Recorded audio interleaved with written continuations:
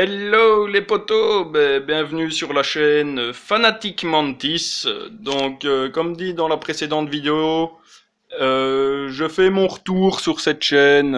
Je reviens un petit peu l'alimenter parce que tout simplement j'ai quelques nouveautés à vous présenter. Donc ici on est sur du Peruphasma schulte, des tout jeunes, hein, qui sont L1, L2. J'en ai peut-être une L3. Voilà, ici on peut en voir une juste ici.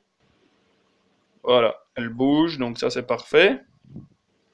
Donc Peruphasma schulte, ça fait à peu près 3 jours maintenant que je les ai.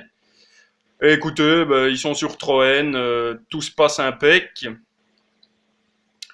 Ils sont dans un Terra Exoterra 20-20-20, mais j'espère pouvoir les changer le plus rapidement possible, les passer dans un 20-20-30 ou un 30-30-45. Ici en dessous, c'est aussi un petit Terra, mais là, comme vous pouvez le voir, à porte coulissante, où là, je pense l'utiliser pour momentanément y mettre mes juvéniles Trachea Rayton SP Negro. Alors, dans ce grand bac bleu, qu'est-ce qu'il peut y avoir derrière ces portes? On va découvrir ça ensemble tout de suite. Voilà. Voilà, ici, c'est sur ronces. Vous pouvez voir une petite tache beige là dans les ronces. Alors on est les amis, et oui, j'ai enfin trouvé l'espèce. On est sur de l'Heteropteryx dilatata, les amis. Bon, ici, sont des tout jeunes. Le mâle ici est L1. La femelle qu'on peut voir ici est L1 également. Une petite femelle L2. Et alors, je dois avoir la grande sœur qui se cache dans les ronces quelque part. Je vais essayer de vous la montrer. Voilà, là, en dessous de la feuille où on voit du beige, c'est une femelle L3. Donc, ils sont également au nombre de 5. Donc, au nombre de 5, c'est-à-dire 3 femelles pour 2 mâles. On va passer de l'autre côté en faisant coucou à l'aquarium. Salut les pêchons.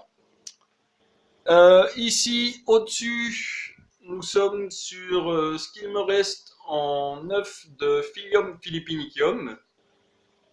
À côté, ce sont tous mes œufs d'Extatosoma tiaratum qui ne devraient plus trop tarder à éclore. Ils ont 5 mois à peu près, et les incubations c'est 5-6 mois. Donc sauf si c'est de la parthénogenèse, là c'est plus longtemps. Alors ici en dessous, on est sur du Phaneopharos Caoensis. Je ne sais pas si ça se prononce comme ça, mais enfin, phasme bâton de Caillot. Voilà, c'est un phasme bâton qui à taille adulte fait une quinzaine de centimètres et qui est muni de petites ailes rouges. Il faut savoir que cette espèce, malheureusement, il n'y a plus de mâles en élevage. Donc c'est de la reproduction uniquement par parthénogenèse. Ici, voilà pourquoi je vous disais que le 20-20-20, j'allais probablement l'utiliser pour mes Trachea Rayton SP Negro.